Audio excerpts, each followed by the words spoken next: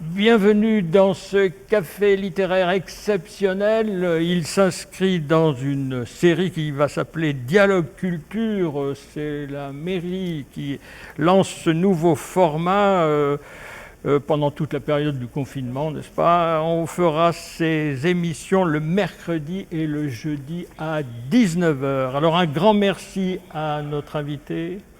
Un grand merci à notre invitée Amélie Lucas-Gary. Elle nous fait l'honneur de participer à cette rencontre. Merci à nos deux comédiens qui vont lire des extraits, Johanna Gianou et Philippe Cherdel du Petit Théâtre Permanent. Alors, on va présenter l'œuvre de notre autrice invitée, puis nous parlerons des 3 livres marquants et ensuite probablement nous discuterons un peu avec nos invités. Alors si je peux présenter notre autrice, elle est de formation études d'histoire, études de cinéma, diplômée de l'École nationale de photographie. Voilà, donc elle est connue comme artiste, elle est connue comme autrice, elle est connue je suis pas tellement connue comme artiste. Comme ivrienne, ivrienne depuis 2015, je crois. Donc 3 ouvrages dont nous allons parler. Il y a un portrait de cette dame sur le site de la Maison des Écrivains. Alors, d'abord une première question. Vous avez une formation cinéma, photo. Or, votre penchant aujourd'hui, c'est l'écriture, la littérature. Comment est-ce qu'on passe de l'un à l'autre, si on passe ou si on mélange tout ça?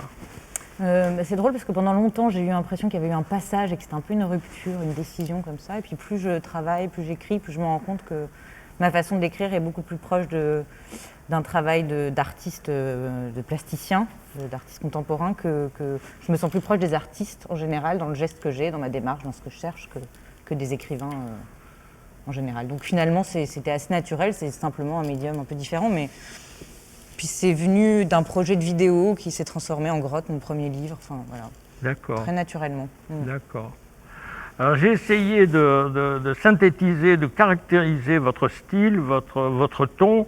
Moi, il y a 2 termes qui me reviennent, c'est malice et liberté. Malice parce que vous êtes capable de parler des sujets les plus graves avec quand même allégresse, si je puis dire. Et puis liberté, c'est-à-dire que vous vous permettez à peu près tout, quoi.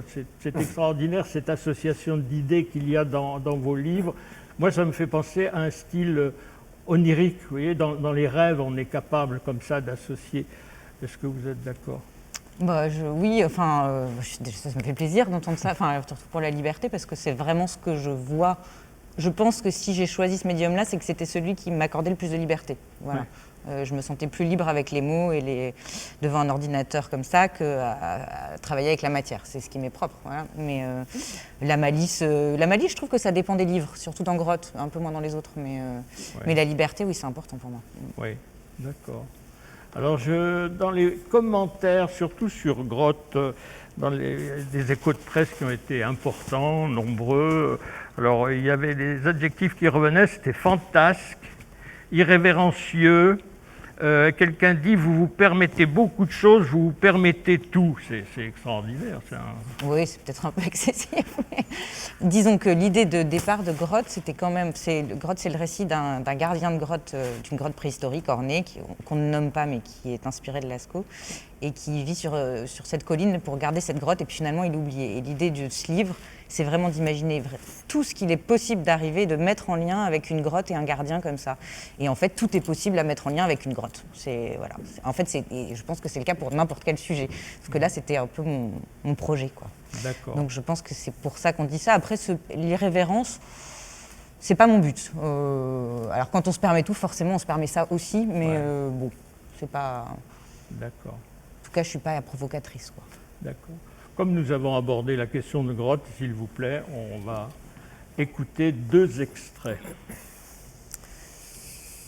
Dans ce contexte, les grottes avaient un statut particulier, la mienne plus que les autres. Close et souterraine, c'était un retrait, sans extension ni rayonnement possible, une retenue, comme une réserve, un symbole réconfortant pour ceux qui souffraient. Mais surtout, je savais, moi, qu'en réalité, la constitution physique d'une grotte avait quelque chose de réactionnaire, comme une grande inspiration quand on appréhende de ne pas pouvoir respirer après. La réouverture de la grotte commençait à être exigée dans les manifestations et évoquée dans les discours des responsables du mouvement. Et puis, ils passèrent à l'action. Au départ, leur intervention ressemblait à celle d'associations de défense de l'environnement, plus démonstratives qu'agressives. Enfin, leurs charges devinrent violentes. Des groupes de centaines de personnes en fureur montaient sur la colline. Ils voulaient voir les peintures et n'hésitaient pas à être menaçants. J'en rêvais la nuit, imaginant des hommes munis de gigantesques tarières, creusant le sol au-dessus de la grotte et pénétrant dedans par tous ces trous. La signification sexuelle de ce rêve était secondaire, mais elle ne m'échappait pas. Je n'étais pas un adversaire des irrités, je n'étais pas un héritier, et je comprenais leur rage, mais j'étais gardien, et mon travail consistait à maintenir l'ordre dans le périmètre de la grotte. Je fis pour cela électrifier le grillage du parc, et je décidai d'embaucher des gardiens supplémentaires afin de préparer ma relève. Pour les sélectionner, j'avais organisé une sorte de casting. L'offre avait suscité beaucoup d'intérêt dans la région, me donnant ainsi l'embarras du choix. Une femme y passait ses journées, assise, tournée vers le soleil, les yeux fermés. Seule une zone étroite au centre n'était jamais ombragée. C'était là qu'elle s'asseyait, faisait pivoter la chaise en suivant avec précision la rotation de la terre. Le soleil couché, elle rentrait dans la maison comme une somnambule. J'avais pourtant l'intuition qu'elle faisait quelque chose. Elle semblait mesurer, évaluer. Je ne savais pas quoi exactement. Je compris quand, à force de la regarder, je m'aperçus de l'irrégularité de la course du soleil. Ce rythme qu'elle suivait au plus près était chaotique. En effet, l'expansion de la Terre commençait à avoir des conséquences sur sa rotation. On ne ressentait rien dans la vie quotidienne, mais les yeux fermés, cette femme tentait d'en mesurer les excès. J'imaginais que, comme certains voient des messages dans le vol des oiseaux, elle décryptait ainsi le message bégayé par le cosmos. Par la suite, le petit garçon retint mon attention. Il restait lui aussi dans la cour toute la journée. Il passait son temps à ramasser les objets qu'il y trouvait, laissés là par les autres, reliques de leur labeur. À chaque nouvelle trouvaille, il apportait ce trophée à la femme. Celle-ci soupirait légèrement sans même ouvrir les yeux, et l'enfant recommençait sans jamais s'offusquer de cette absence de réaction. Il allait systématiquement remettre les objets là où il les avait trouvés, les reposant exactement comme ils étaient auparavant. Il opérait comme un apprenti archéologue faisant des fouilles approximatives. Il déterrait même quelques objets qu'il renfouissait ensuite soigneusement. Tous les jours, l'enfant découvrait les mêmes choses. La cour était un dépotoir qu'il arrivait à épuiser, quelle que soit la longueur de la journée. Il semblait chaque fois grisé par sa trouvaille, puis résolu à la remettre en place. Son comportement était un peu surprenant pour un garçon de son âge. Voilà. Merci. Donc on voit là une écriture très fluide, très, très agréable. C'est votre premier livre.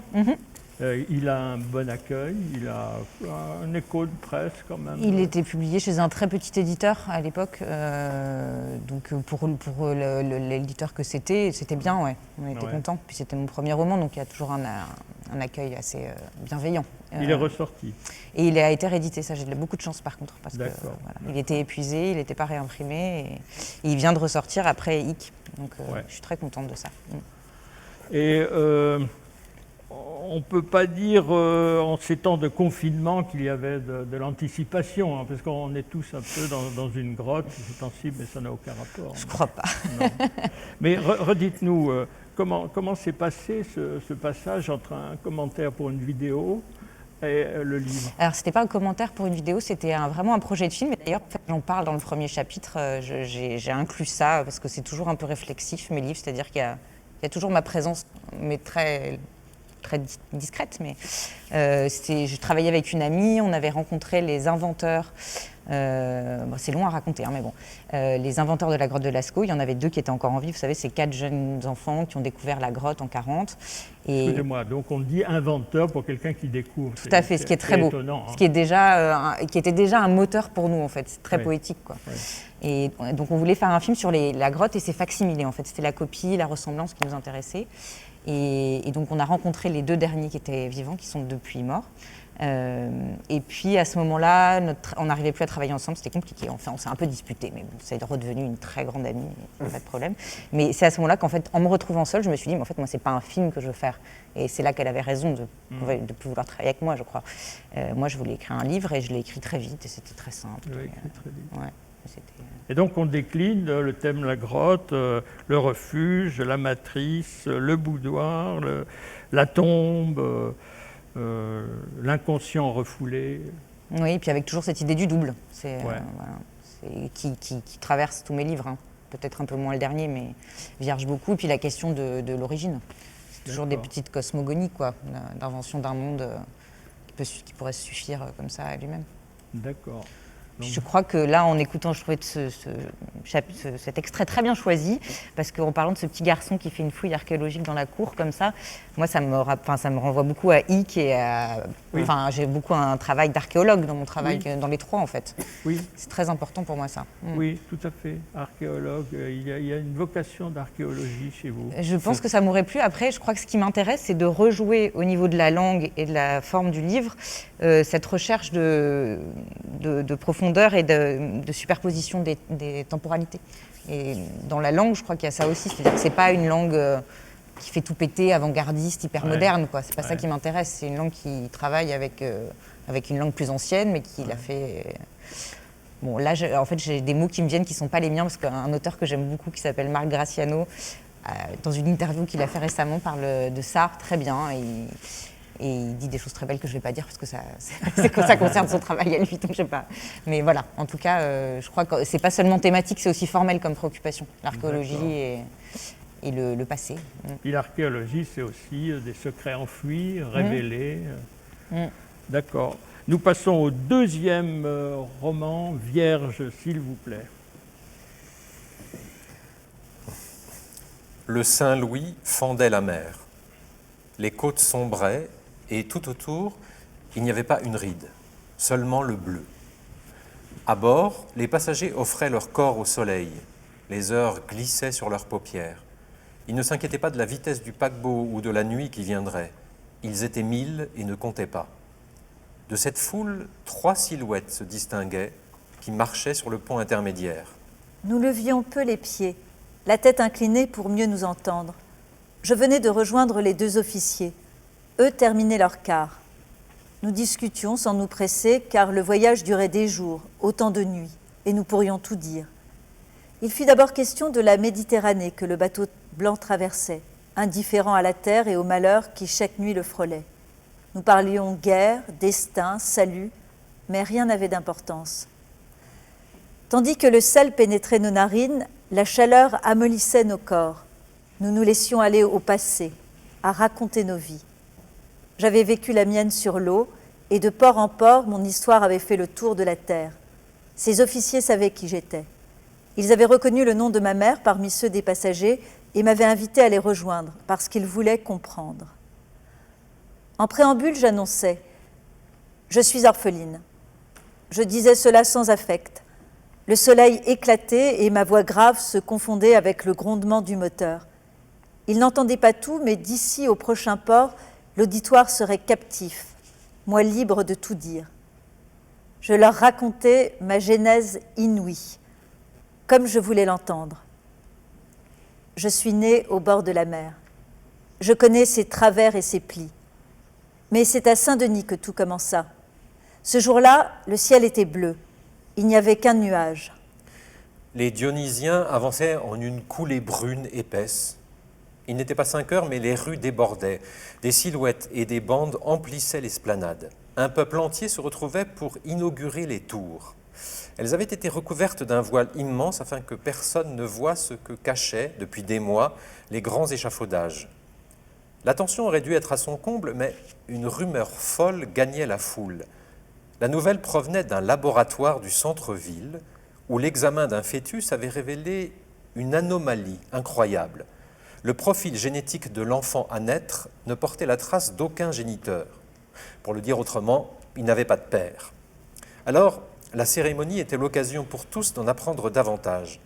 Certains espéraient voir la mère ou éclaircir le mystère. Son identité et la raison des analyses n'étant pas divulguées, ils imaginaient qu'elle était vierge. Et puisqu'elle était enceinte, les lois qui liaient les causes aux effets pouvaient voler en éclats sous leurs yeux. Les miracles devenus certitudes, rien n'était plus impossible.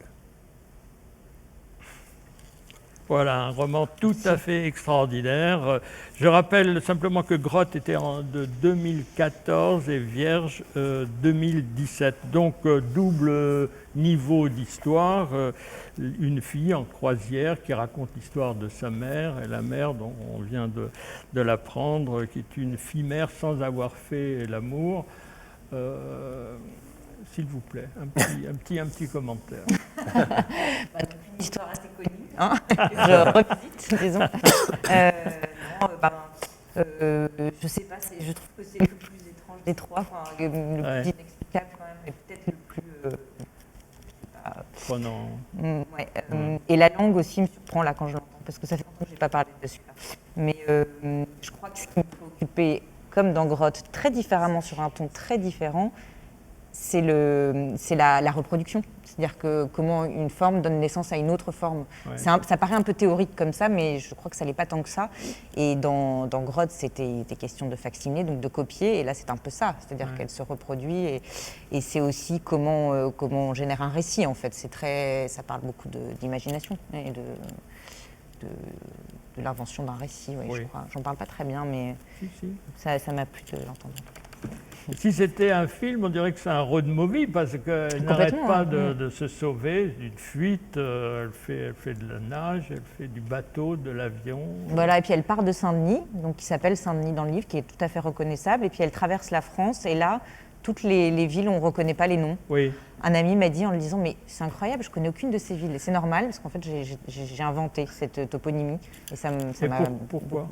Pour mettre, enfin c'est quelque chose qui est venu dans l'écriture et qui a fait vraiment exister l'histoire, pour mettre une distance, et puis en fait c'est aussi un temps très incertain, c'est-à-dire que tout le récit, on ne sait pas très bien si c'est aujourd'hui au Moyen-Âge, c'est pas, et on ne se pose pas vraiment la question, je crois, j'espère, mais c'est très flou, et ça m'intéressait beaucoup. Et c'était aussi pour ça que je travaillais la langue comme ça, comme un truc assez classique, mais en même temps avec des moments un peu trash. J'aime bien ces changements de registre. Enfin, jouer avec ces registres-là, ça m'intéresse, tout en restant juste, parce qu'il faut, ça c'est le plus... Enfin, c'est une histoire de fidélité au petit... Là, je pense à une écrivaine qui parle de son petit narrateur, c'est Anne Serre, et je trouve ça très beau. C'est toujours question de lui être fidèle, d'être au plus près de sa voix. Voilà. D'accord. Je me suis un peu éloignée de la question. Non, vous y êtes. Donc, invention des noms qui vous donne une liberté d'écriture et d'imaginaire, oui, ça. Il y a plusieurs fois des jeux sur le maire. Qu'est-ce que vous avez avec le maire M-A-I-R? Ça, c'est un peu né de la situation ivrienne, de la mort de notre mère. Parce mon héroïne passe à Ivry qui ne s'appelle pas Ivry. Et c'est un jeu de mots très primaire, un peu idiot, mais qui me permettait d'explorer des choses symboliques. Voilà. Toujours, il y a ce mélange de trivial, de grosses blagues un peu qui font rire comme ça, et puis de choses plus... qui permettent aussi d'aller dans des recoins plus poétiques, quoi. Enfin, voilà. Évidemment, vous passez par Lourdes. Voilà. Que j'ai rebaptisé Tarbes. Je ne m'en rappelais pas tout à l'heure, mais voilà. Et donc Lourdes, vous avez été invité à débattre.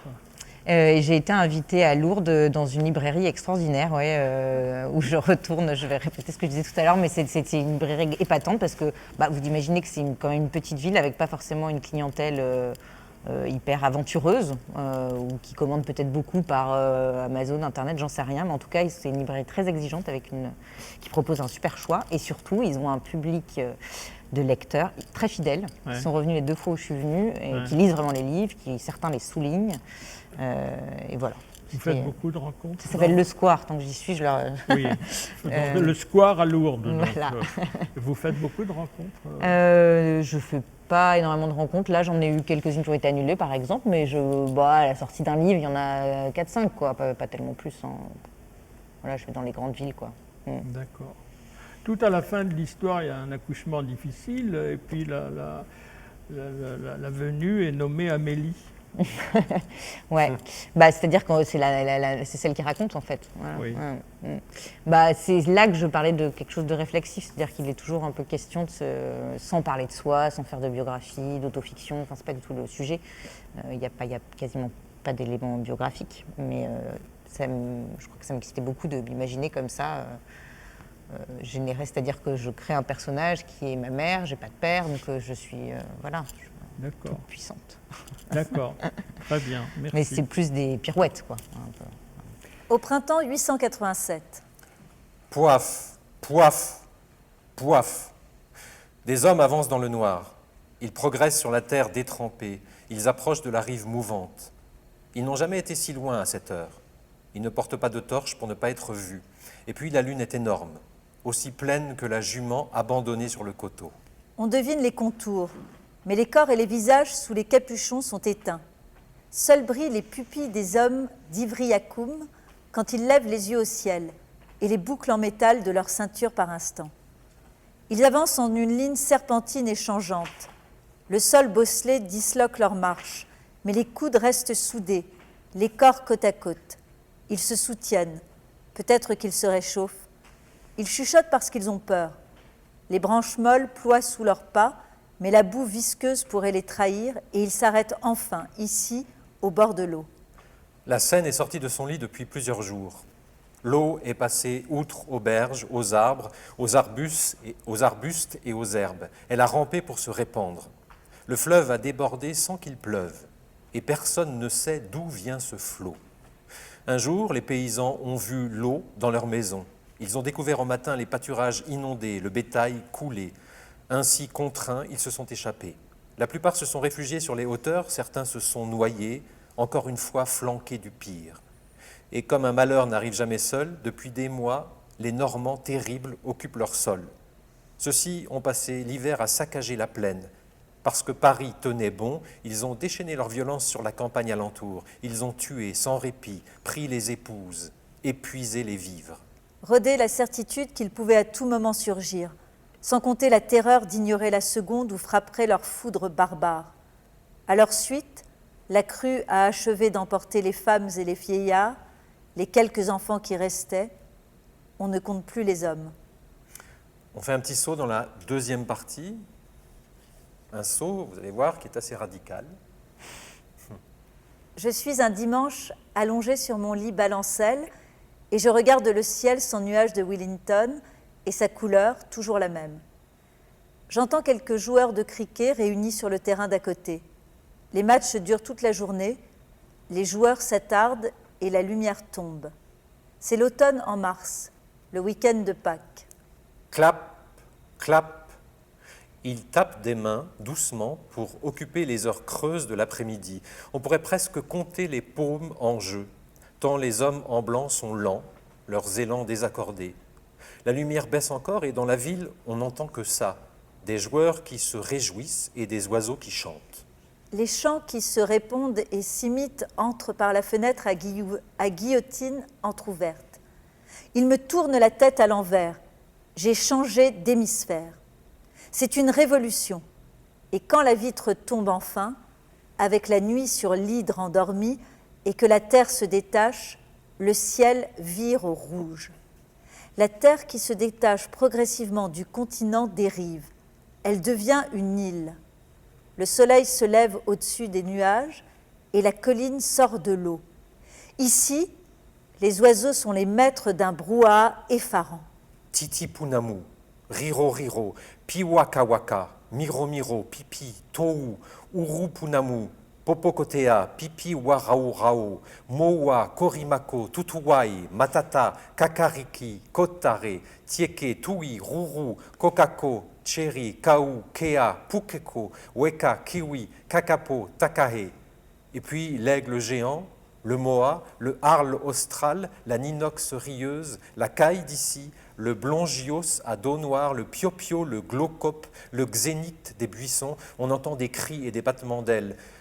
Si quelqu'un disait tant de noms d'oiseaux, on ne l'entendrait pas.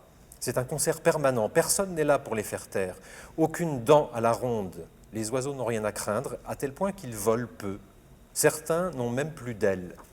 Mais l'aigle immense plane au-dessus des rochers, frôlant le flanc de la colline, où des moas picorent, sans lever les yeux au ciel qu'ils ignorent.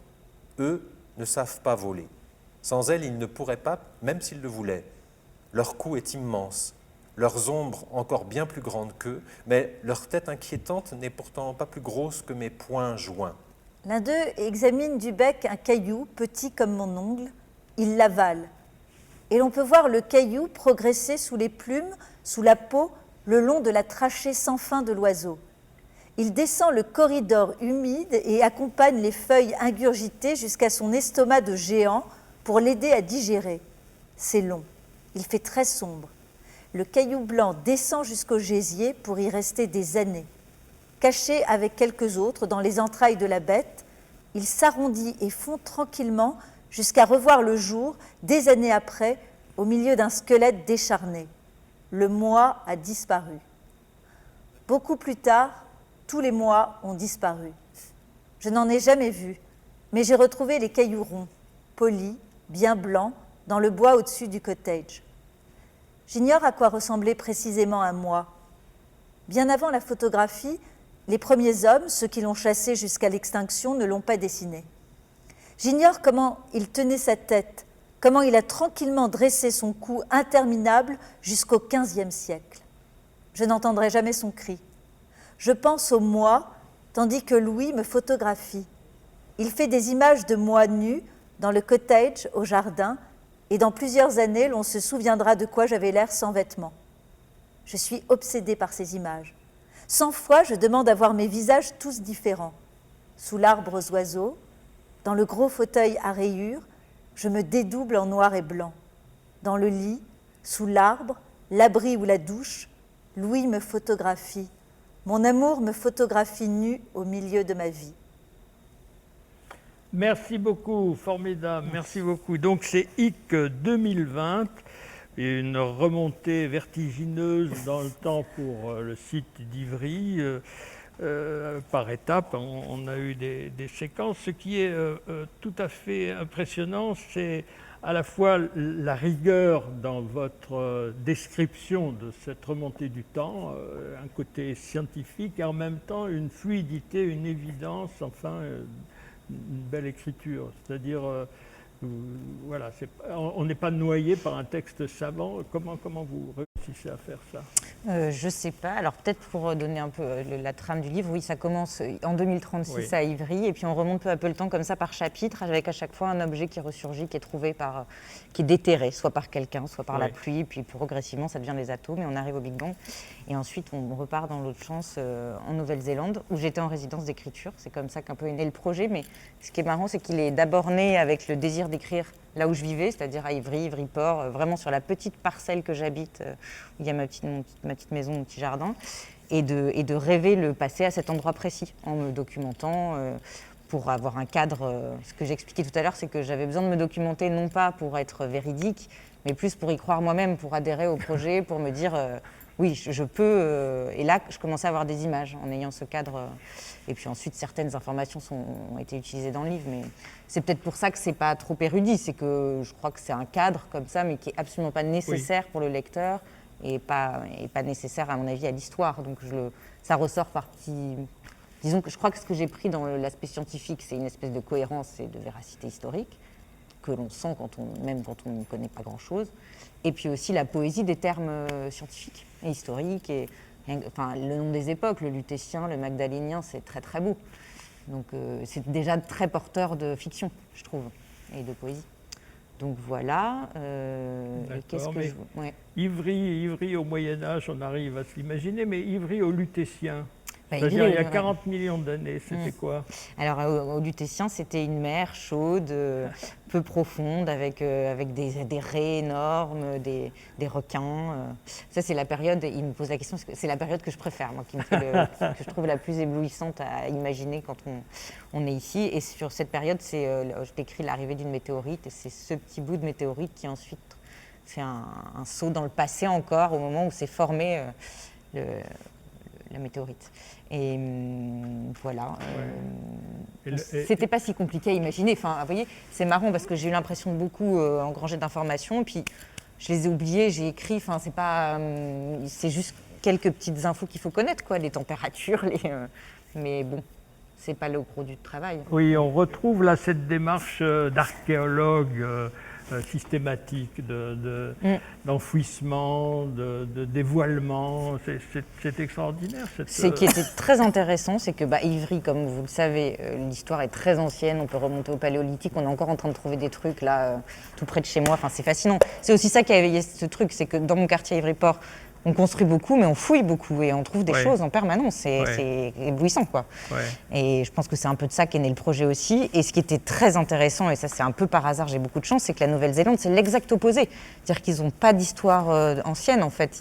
C'est une terre où, quand les premiers hommes sont arrivés, a priori au XII-XIIIe siècle, il n'y avait jamais eu d'hommes, il n'y avait jamais eu de mammifères même. Et donc les oiseaux prenaient des tailles incroyables, ils n'avaient même plus besoin de voler pour survivre. Donc il y avait beaucoup d'oiseaux qui ne volaient plus, qui étaient énormes.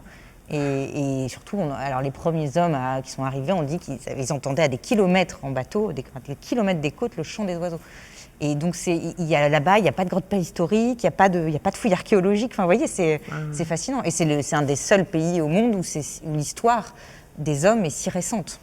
Donc c'était très intéressant de construire ma deuxième partie dans un tel pays. Et puis une île en plus, il y avait beaucoup de choses passionnantes. Et ça, c'est un peu le hasard parce que j'avais eu ce projet-là avant de savoir que je candidaterais à cette résidence. Enfin, bon, c'était une résidence d'auteur? D'auteur, ouais. D'accord. Très bien, merci. J'ai noté également qu'il vous arrive d'écrire des textes pour artistes. Voilà. Dites-moi un peu. C'est vrai que c'est quelque chose qui m'a pas mal occupée cette année et j'espère que ce sera de plus en plus le cas. C'est-à-dire que c'est des artistes qui me sollicitent pour accompagner leur œuvre, soit dans le cadre d'une exposition. Récemment, il y a Bonne Maris qui avait une exposition à Dijon dans un lieu qui s'appelle les Ateliers Vortex et qui me demandait d'écrire un texte pour accompagner son œuvre. Mais ce n'était pas du tout un texte de critique d'art ou de journalistique ou de théoricien de l'art parce que ce n'est pas du tout ma partie et puis que j'en serais bien incapable, mais pour écrire une fiction.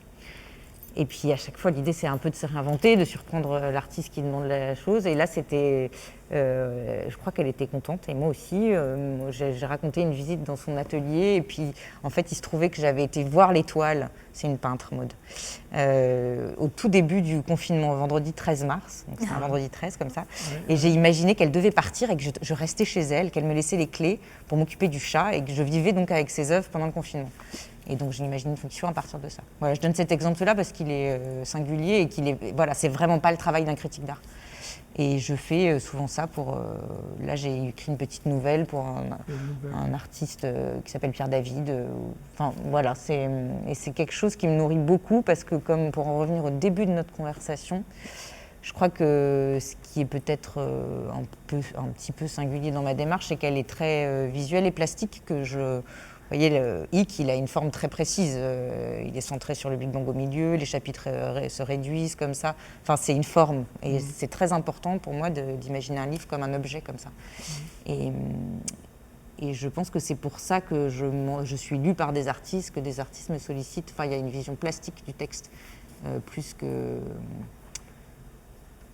Et ces textes sont publiés par l'artiste? Alors ça dépend.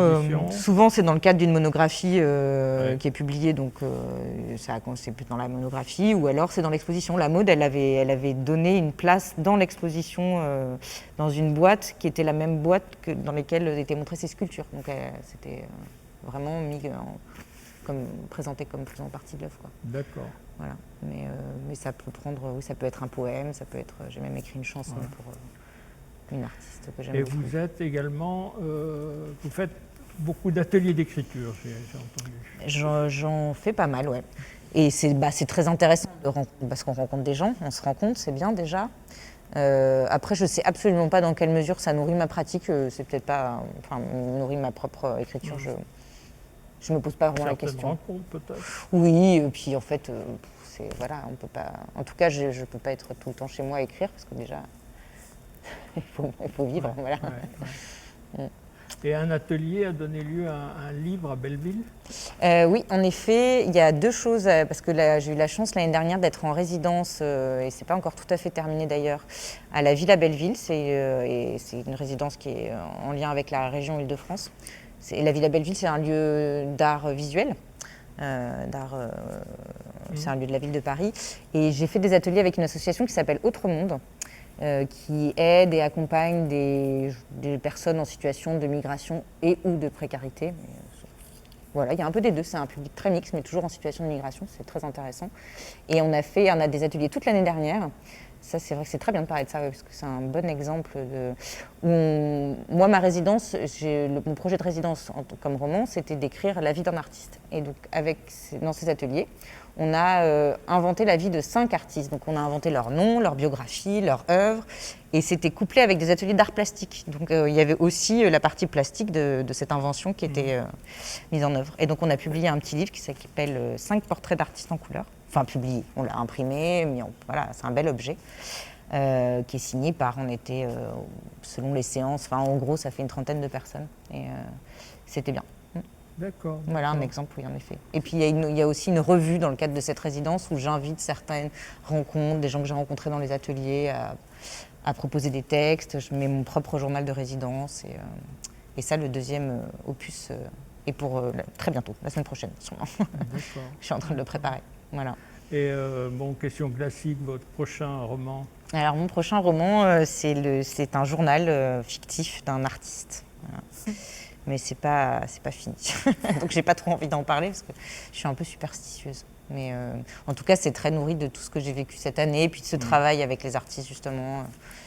Et puis, j'avais très envie, après ce livre-là, d'aller encore plus loin dans l'aspect fragmentaire. Qui est déjà quand même assez présent, mais pas totalement assumé. Et le journal quotidien comme ça permet, enfin intime, hein, voilà, mais qui raconte pas des trucs très intimes, mais de travail, mais aussi de vie privée, quoi, permet d'appréhender cette forme. Et le changement de registre, le mélange des genres, ça m'intéresse, voilà. Et il sera aussi un peu question dedans d'OVNI. Voilà. D'OVNI.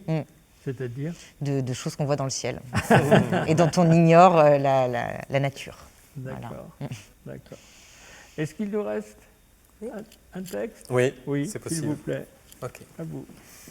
C'est un extrait de la première partie de Hic. Oui.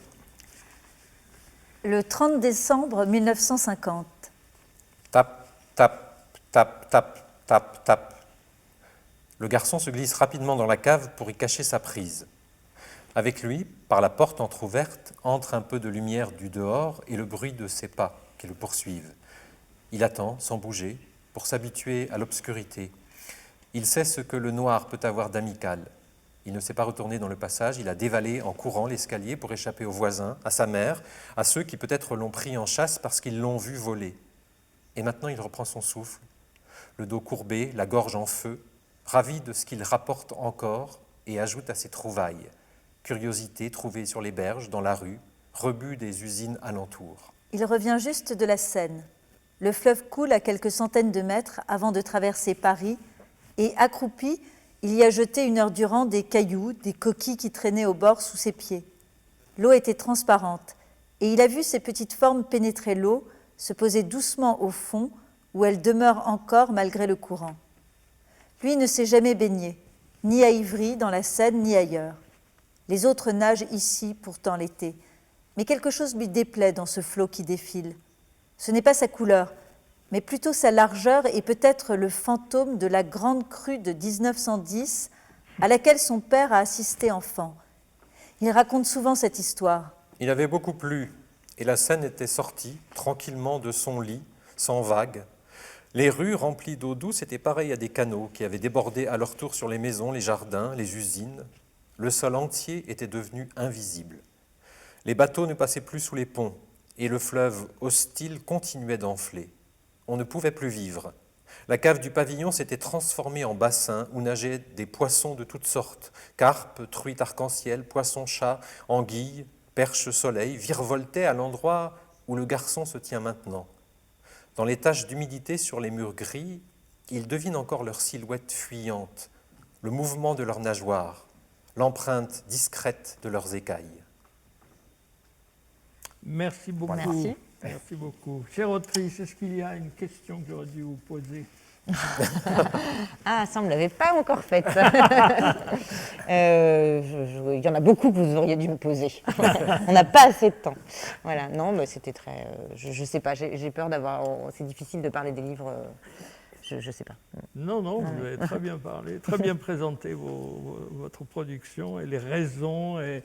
Et vous avez donné envie, je pense c'est évident, de lire pour ceux qui ne vous connaîtraient pas. Donc merci beaucoup. Ben, merci à vous, puis merci aux comédiens. Merci. Super de vous entendre. Et puis, est-ce que je peux juste signaler que le prochain Dialogue Culture sera le jeudi 17 décembre en direct à 19h sur les réseaux de la ville. Le sujet, c'est l'alto. Avec le quatuor Thaléa et l'altiste Isabelle Lequien. Merci beaucoup et à bientôt et bonne fête, bonne lecture.